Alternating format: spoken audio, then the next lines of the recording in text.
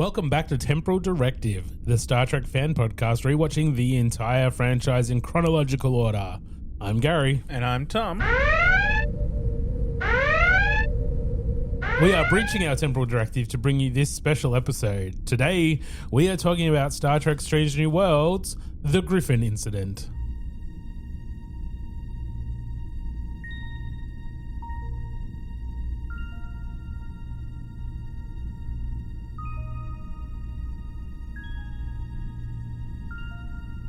Star Trek, the ultimate franchise. These are the podcasts of the Wakefield brothers. Their 16-year mission to watch every production, to seek out life lessons and new inspirations, to boldly watch like most fans have watched before.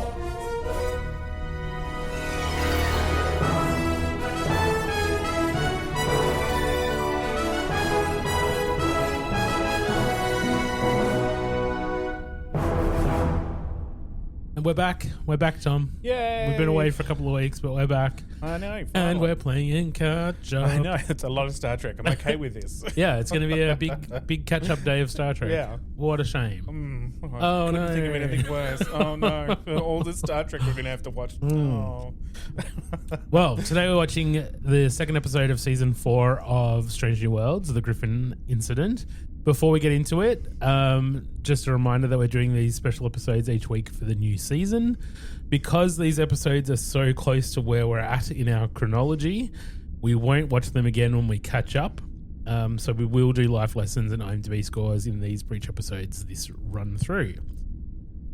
Rather than talk through the episode scene by scene like we do in our normal episodes, we are going to read through a recap from trekmovie.com. Thank you, trekmovie.com. Thank you. You're our favorite.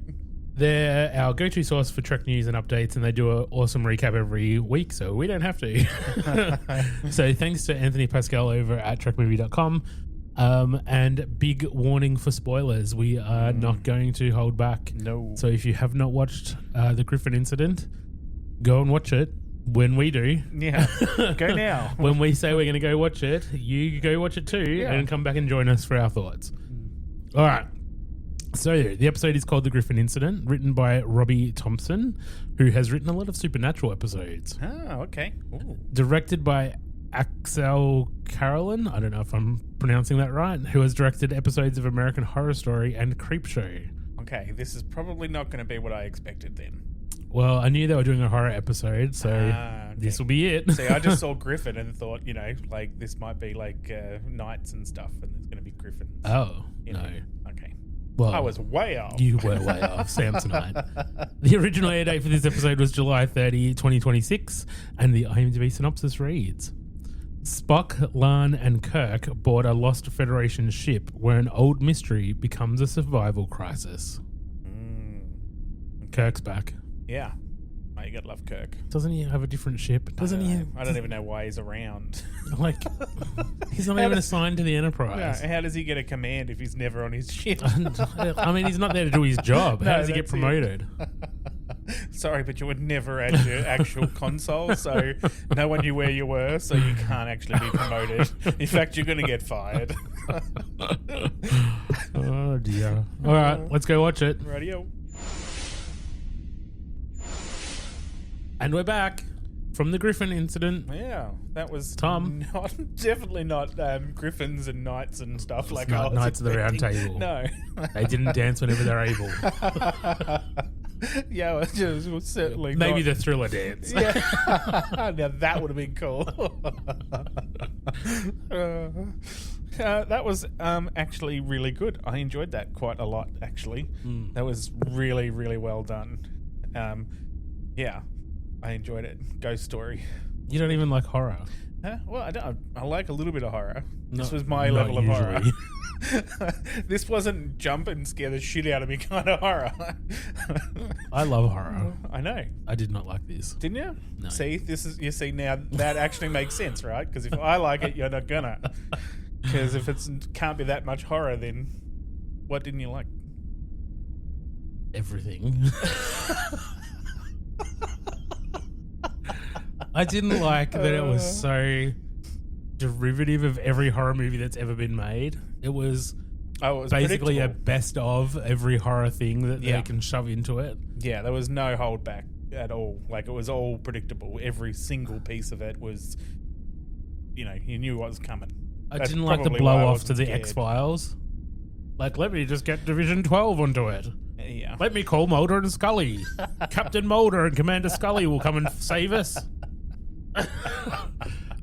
And then there's a ghost at the end, like, at the window. Yeah. Watching them off. Like, bye. Yeah, we didn't need that. I fully agree with that. Like, her looking out the window at the ship being dragged was fine, but the zoom in at the ghost thing at the window was a bit like, okay, that's corny. I thought the whole episode was just a bit silly. Well, kind of. Yeah. But it was good. Well, I enjoyed it. For what it was trying to be, which is exactly what it was. Rubbish.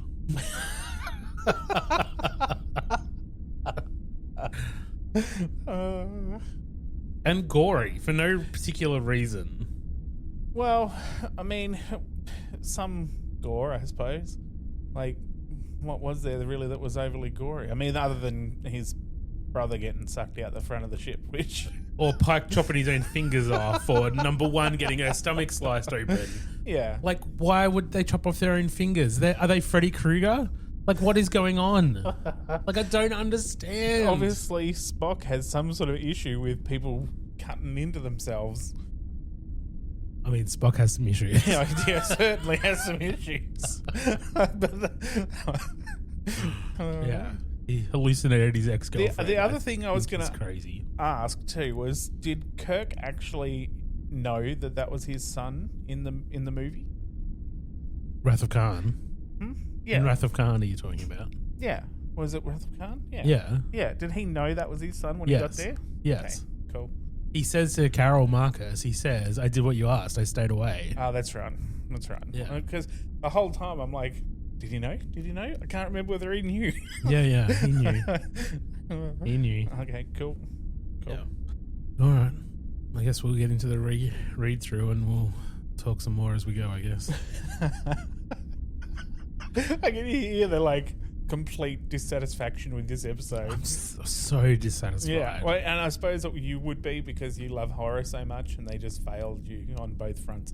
This is not Star Trek. This is not horror. I am not happy. Oh, it was horror. I get that it was horror, and and it's fine. I just don't think horror should be in Star Trek like this. I just don't think they meld well together. Like, I just don't. It doesn't make sense to me. It just is blech. It's blech. Well, you see, that's a different point to what you were saying before. Because if you look at, we've had similar situations in Star Trek, haven't we, with people being alone. But they felt like Star Trek. Like, when we talk about that one where, everyone's getting, de-evolved on the Enterprise D. Yeah. And they've got all these, everyone's turning into different monsters and stuff. Yeah. Like, that's a horror episode. Yeah. It felt like Star Trek. It felt like Star Trek doing horror. Well, yeah. This felt like a horror that decided to, let's just sprinkle in a bit of, let's put in a tricorder instead of a PKE meter. And there's no scientific explanation given to us. No. Either, which is what I don't like about it. No. Because in all the other Star Treks, that's what we need. There's science because that's behind the science behind it. It's science fiction. Yeah, that's right. At the core of it, Star Trek is science fiction. Because and all the way shouldn't be pure horror. Yeah. It's not the X-Files. What they should be finding throughout that whole episode is what's actually causing their issues that they're having. Yeah. So that we can understand what's actually happening to them. Not just it's a scary story on a ship. Exactly. So I agree with you completely on that front. Because it just doesn't make sense that you've got ghosts on a ship. And then they call the send it to X-Files. X-Files. Like, I just... Yeah, I get that. Yeah. Okay, let's Fair. go. Recap. I'll try to be more enthusiastic. No, I'm not going to try anything. No. I am who I am. Get over it. Again, big thanks to Anthony Pascal over at trekmovie.com. All right. Shuttling home from a conference, Lan, Spock, and Kirk get diverted by a mysterious signal, which leads them to the long-lost USS Griffin. These future leaders of Starfleet don't wait for backup and beam over to the creepy derelict, which is eerily empty, but conveniently has a ticking clock of 1 hour of life support for them to solve the mystery. Sure. They search the ship and find nothing. But Jim is hearing the sound of a baby crying, and a ghostly figure beckons them with, "I've been waiting for you." Spock uses his tricorder, to track the ghost to sickbay, which has been barricaded and blasted by Federation, Vulcan, and Klingon weapons. Inside, they find empty body bags and more questions. So they make the classic horror movie decision to split up, and Lan and Kirk head to the bridge. Spock works out that Ghost Zombie was the former security officer Harper, who went full Jack Torrance on the former crew of the Griffin, beaming most of them into space, alive. Spock is trying to unite with his hopefully still alive crewmates when he gets locked in sickbay, and the body bags are now full and bloody, except for one, from which a fully alive T'Pring emerges. To what the fuck? Yeah, that's it. On the bridge, Lan also figures out Harper is behind what happened to the ship. Her logs reveal a descent into paranoia, leading to the Griffin's CSO being confined to her quarters. Oh, and the long dictating Harper starts talking directly to Lan by name. And did I mention their shuttle was destroyed mysteriously, trapping them all? Lan heads to engineering to boost power to comms, and Harper shows up to have a chat, telling her, "You're one of us." Nope, not creepy at all. Back on the bridge, Jim keeps hearing his newborn son David crying. Thankfully, Pike, Una, Uhura, and Jim's bro beam in, but now they can't call the Enterprise on their communicators, and the comm station was destroyed by Jim after seeing the wee little hand of David stuck in there. Now, how obvious was it that they were not who they were supposed to be? Oh my God, it was so I mean, obvious. as soon as they got there, I'm like, oh, come on, seriously? I know. Like, you've been hallucinating so much shit. Yeah. Like, this is obviously Not going to be happening. them, yeah. The new boarding party leaves the bros to share a nice moment that gets shattered by the view screen as Sam's insides get strained into space. Did not need to see that. No, now, like we've seen that in other horror movies before, that kind of thing. Yes. I mean, it's a cool effect, but yeah, we didn't actually need that in Star Trek. No. But, I'm not opposed to No, gore stuff's fine. Just, It's fine. but yeah, I've seen some online comments about people never watching this episode again. Like, I just can't watch it. Yeah. It's too gory. I wasn't expecting it. This is too much for Star Trek. Yeah, like I get that. I get it. Like, that's exactly right. Like, I Yeah. get why it's a bit much for Star Trek, because they haven't done anything that gory No. and that, like, so Graphic. so graphic before. So Yeah. I get why people might have that kind of reaction. Yeah. All right. Back in sickbay, T'Pring is having a hard time convincing her ex she isn't a hallucination. But they still end up having a nice chat, at least until she apologizes for breaking up with him because he was too human. The truth, as she sees it, he's too Vulcan. To show her regret and devotion, she ties him down and cuts the points off his ears. Pike and Una show up to take him away before T'Pring can move his Vulcan heart, for love, of course. But after first appearing helpful, they take him back to his sickbay bed and into the tender graces of the terrifying T'Pring, talking about how great this ship is. They then start carving themselves up. Okay, sensing a theme here. Yeah. Ortegas and Uhura find Lan and head to the transporter room, but Lan inexplicitly botches transporting Erica off the ship, almost killing her. Uhura flees, and the way Lan is waving that knife around isn't helping her make the case she hasn't gone space crazy. Kirk shows up, so Lan stabs him instead, with zombie Harper as her hype woman. Welcome home. In sickbay, T'Pring, who's been watching the Pike and Una self-carnage, gets ready for more carving. Spock turns to a Vulcan proverb, chanting it to take him home, to logic. It works, and he awakens in sickbay, green blood-covered scissors in his hands, surrounded by corpses. For him, the spell is broken. Elsewhere, an evil grinning Lan pursues a crawling, bleeding Jim. You can feel this way too if you just let go. Right before delivering the coup de grace, she, Kirk, and Spock are all beamed to the Enterprise, with the real Pike, Una, and the rest looking appropriately concerned at this gruesome tableau. The captain is ready to leave this bloody mystery to Starfleet's X-Files, Division 12. Mbenga patches up Kirk and Chapel gives Spock a couple of pointers. I'm talking about his ears if you didn't get that.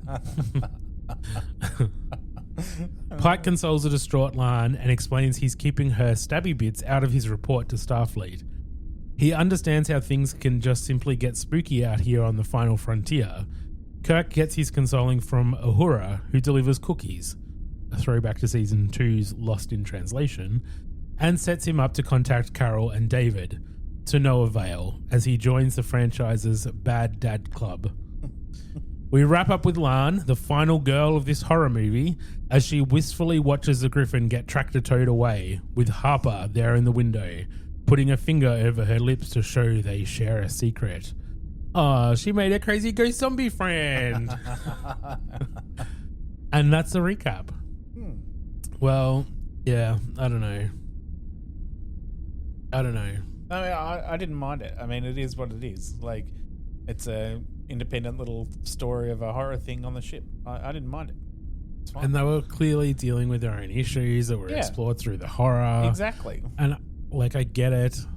We've had species that have, like, you know, got into people's minds and you know, made them confront themselves and do all that kind of stuff. So I mean, I just think of it a bit like that. That's how I try to do it anyway. And that's all it'll possibly be. It's just a little bit disappointing that they didn't explore that part of it more than they did. More than anything. But yeah, other than that, I kind of enjoyed it. It's something different. You know, and it seems to me that they're trying something completely different with this season. Like, they did last season. Every episode last season seemed to be a different genre. Like, yeah, with the zombies and stuff as well. And it was, ugh. Well, they're really pushing the episodic thing by doing it, aren't they? Like, because Star Trek is episodic. This is just now genre episodic. Yeah, which is gross. Like, it's not. That's not. No, I know. You need to have a, like, Star Trek is Star Trek. It's science fiction. Yeah, it already has a genre. Yeah, I agree. They can do what they're doing. They just need to blend it better than they are. They just need to make this a Star Trek episode instead of a horror story. That's right. They need to blend it better than they are. Like, they need to have actual Star Trek going through, like, as the vein, and then tell the stories they want to tell. But they're not good at doing that. Nope. Anyway, I'm trying to do what you have recommended over the years, and that's to enjoy it for what it is. Look. Yeah, I probably do say that a lot. And normally I would agree with myself. But I really didn't care for this episode that much. No, fair enough. It was just yeah. Even though I'm a huge horror fan, this wasn't for me. Like, it just didn't work for me. Yeah, it was very cliche. Yeah. Yeah. Anyway, what's the life lesson in this one, Tom? Don't do all the cliche things in horror movies. I don't think the life lesson is meant to be for the production. Well, you know, it could also be like, you know, don't get out into like a corridor that has all the plastic hanging on the walls. Like, just stay in the fucking turbo lift.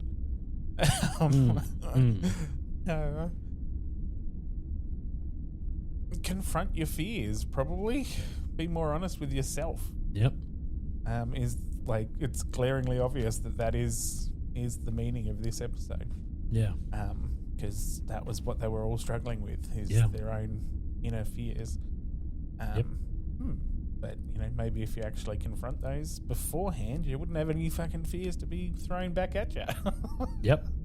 Sure. All right, let's talk IMDb ratings. Our examples of 1 episodes of Voyager's Threshold and Next Gen's Code of Honor. Examples of 10 episodes in Next Gen's Tapestry and Deep Space Nine's Far Beyond the Stars. What should we rate the Griffin Incident? Oh, see, I actually kind of liked it, so I would give it at least a mid-range at about a 5. Yeah. I would be happy to go down to a 4 if you're anywhere near. Yep, I'll settle for a 4. That's Right. fine. Okay. Yep, that's fine. I would have really have appreciated a little David Duchovny, Gillian Anderson cameo at the end coming in to take Now the that Griffin would have away. been fantastic if they had of like We're from Division 12. Yeah, that's it, We're like- here to pick it up. yeah, that's it. If they had been Captain Duchovny, Yeah. that would have been fucking amazing. Yeah. That would have Yeah. been the best. I They would've- so should have done that. Yeah, missed opportunity. Yeah. Also, wrong rights holders. But Yeah, anyway. but they didn't have to be No, that, that's did they? right. He would have been happy to do it, I'm sure. Maybe. Anyway. All right, that's it for this week. We're playing catch up, so we'll be back in hopefully a day or two with the next episode of Strange New Worlds, and then we'll be back with our normal episode on Friday, which will be Discovery's Context is for Kings. In the meantime, you can find us on Facebook at Temporal Directive Podcast and Instagram, just Temporal Directive, or you can email us at wakefield_productions@outlook.com and let us know what you thought of this episode or Strange New Worlds or just Star Trek in general. We'd love to hear from you. Live long and prosper. Peace and long life.